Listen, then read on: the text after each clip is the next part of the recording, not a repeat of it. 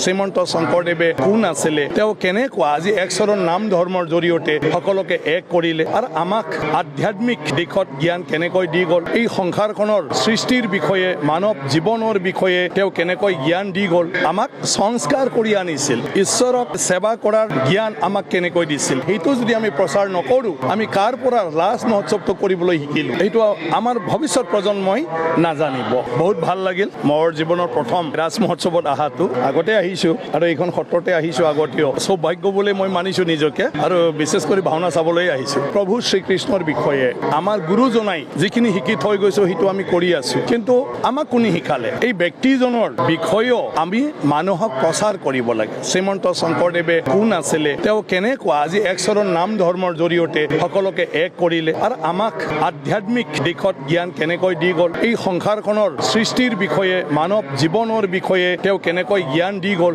আৰু সেইবোৰ জ্ঞান দিবলৈ যাওঁতে তেওঁ কেনেকুৱা ধৰণৰ মানুহৰ অৱস্থাক দেখি ফালে চাই ফালে উদ্ধাৰ কৰিছিল, আমাক সংস্কাৰ কৰি আনিছিল, ঈশ্বৰক সেৱা কৰাৰ জ্ঞান আমাক কেনেকৈ দিছিল, এই বিষয়বিলাকৰ ওপৰতো আমাৰ নাটক হ'ব লাগে, ভাওনা হ'ব লাগে। গতিকে সেইটো যদি আমি প্ৰচাৰ নকৰোঁ আমি কাৰ পৰা ৰাজ মহোৎসৱটো কৰিবলৈ শিকিলোঁ, সেইটো আমাৰ ভৱিষ্যত প্ৰজন্মই নাজানিব। আজি আমাৰ প্ৰভু ঈশ্বৰসকলে আছে, স্বত্বাধিকাৰসকলে, তেখেতসকলে যথেষ্ট দায়িত্ব লৈ নিজৰ ব্যক্তিগত জীৱনটো সমাজৰ কাৰণে উচৰ্গা কৰি সেইবোৰ কৰি আহি আছে, কিন্তু আমাৰোতো কৰ্তব্য আছে ভক্তসকলৰ, সেৱকসকলৰ, জনসাধাৰণৰ। গতিকে সেইটোৰ কাৰণে মই আজি এই কথাটো অনুভৱ কৰিছোঁ যে মহাভাৰতৰ ভাগৱতত যিবোৰ উল্লেখ আছে ঈশ্বৰৰ ওপৰত, প্ৰভুৰ ওপৰত, শ্ৰীকৃষ্ণৰ ওপৰত, কিন্তু আমাৰ দায়িত্বটো অকল সেইটো কৰি থাকিলে নহয়, যিজনে সম্পূৰ্ণ জ্ঞান প্ৰাপ্ত হৈ ফালে আমাৰ ভাৰতীয় সভ্যতা সংস্কৃতি ভাৰতৰ আধ্যাত্মিক দিশত আমাক জ্ঞান দি গ'ল অসমত, যিটো 550 বছৰ হ'ল এই দিনটো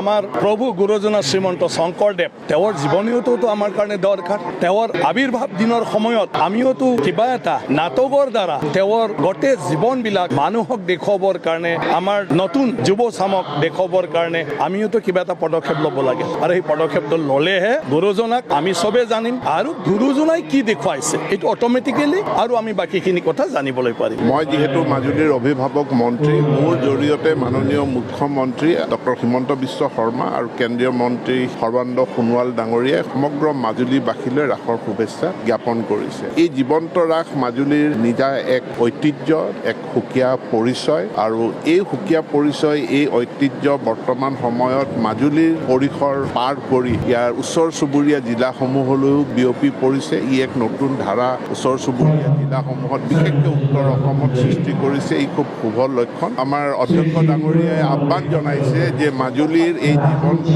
ৰাসৰ যি পৰম্পৰা ই যাতে অসমৰ বাকী জিলাসমূহতো বিয়পি পৰে, তাকে কামনা কৰিছে।